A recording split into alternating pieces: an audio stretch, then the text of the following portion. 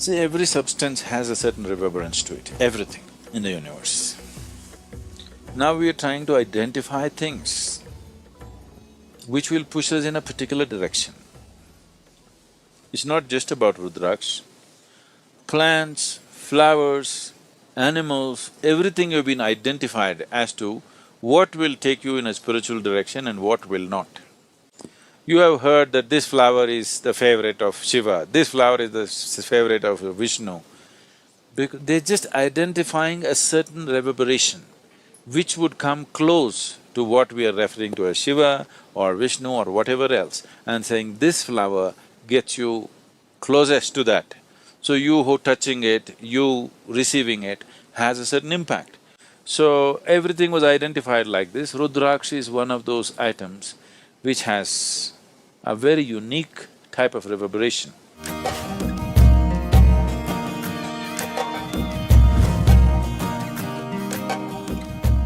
Now, why Rudrakshi is worn on the body is, one thing is it cleanses the aura. You know what's aura? A-U-R-A? There is a certain field of light and energy around every body, around every object. Every physical object has its own aura, even inanimate objects. These days it is being photographed and recorded in so many different ways. It cleanses your aura. Aura can be from a pitch black aura to a pure white aura.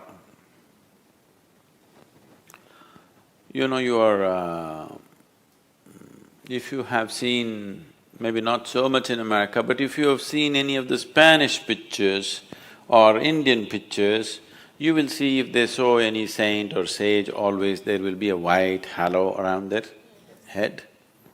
It is not that these people walked around with light bulbs behind their heads. It is just that the artist is trying to impress upon you that this is a pure being. He had a pure white aura, that's what is being conveyed. So from a pitch black aura to a pure white aura you can have. If you meet somebody who is into occult processes, who do things with energy, if you meet such a person, most of them are just fakes who just use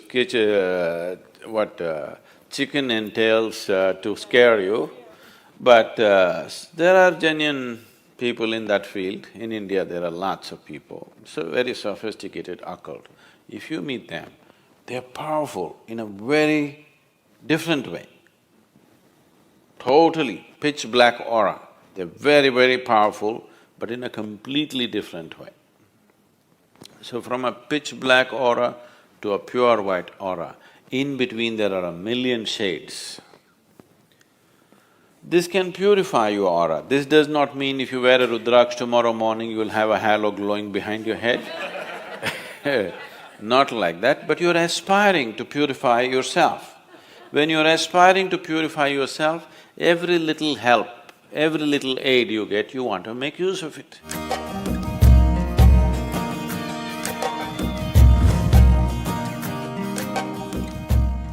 Another reason why it's owned by Indian sadhus and mendicants is they're constantly traveling.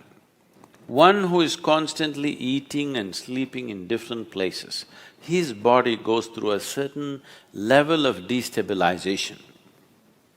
In the sense, many of you might have noticed this, you went to a new place, even if you're very exhausted, somehow in a certain place your body won't settle down and sleep. Have you noticed this ever?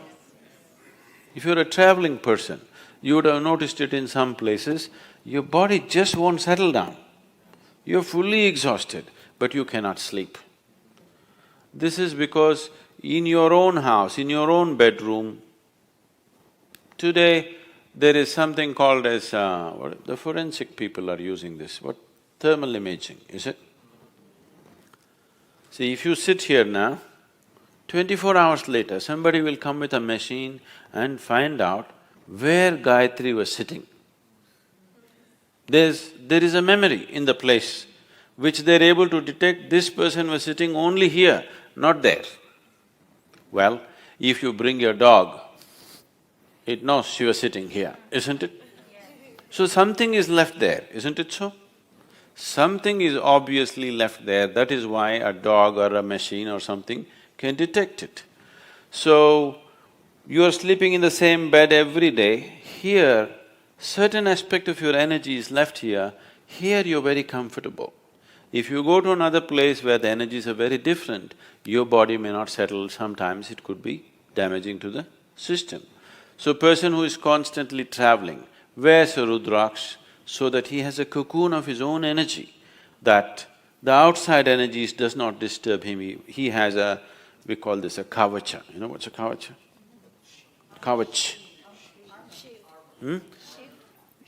It's more like a cocoon. It's a cocoon of your own energy. Wherever you go, you have your private bedroom going with you. It travels with you wherever you go. Especially in travel,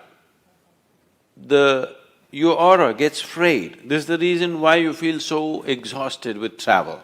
Actually, you sit and do nothing. Somebody is driving, you just sit. After 10 hours, you find you're so tired. You did nothing because your energy gets frayed. Your body is moving at a faster speed than it is designed to move. So the first thing that is damaged is your aura. If you go faster, faster, faster, faster, let's say you travel 600 miles per hour in an open space without a windshield, you will see your skin will peel off, isn't it? After that your flesh will fly off, after that your bones will fly off. Yes or no? The first thing that begins to be damaged is your aura. So with movement, with faster and faster movement, aura gets frayed. So if you wear Rudraksh, it gives you a certain cocoon, it gives you a certain stability to your aura. The travel, movement can be taken well.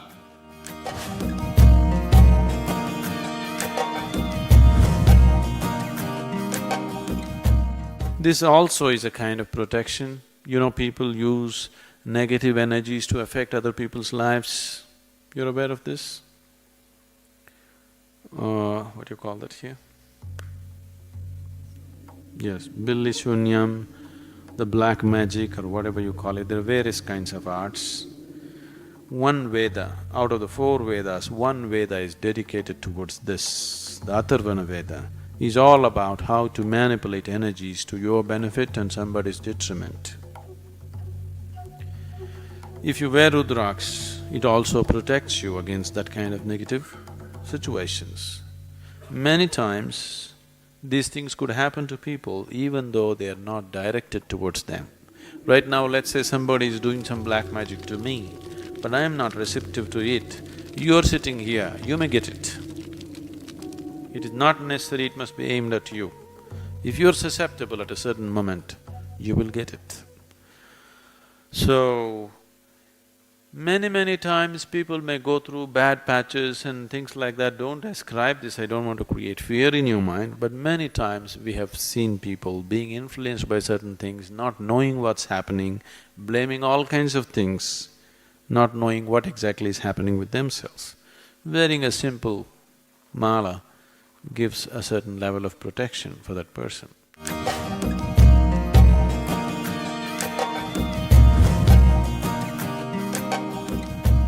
One more reason why people wear this is, even in the wild, if you are thirsty and you're walking in a jungle, you found little water, you drink it, you could be poisoned.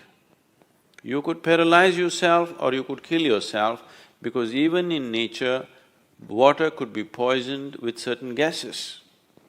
You know, certain lakes and other things have bad whatever, they have a history of people, tribals and others have feared that there are ghosts existing, that is simply because the water is poisoned with certain gases and whatever else, and people consume and instantly they go through pain and suffering, and because of that, it got some other kind of names going with that.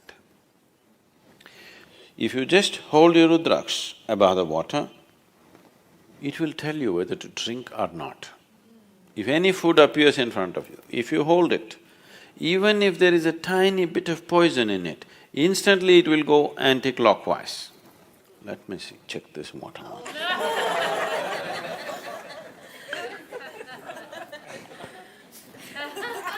You never know.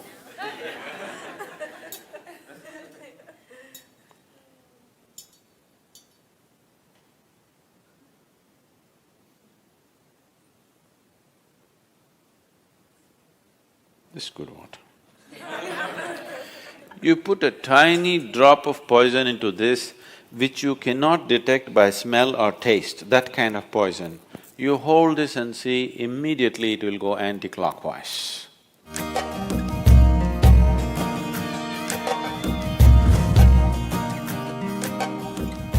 So that's another reason. And there are various other aspects to it. It brings down the blood pressure in your system, your nerves will be calm, all these kind of things. Today, doctors are prescribing Rudrakshi in India. For hypertension, cardiac ailments, doctors are actually prescribing Rudrakshi. This is just where your blood pressure will go down because it has a certain reverberation which calms the whole system.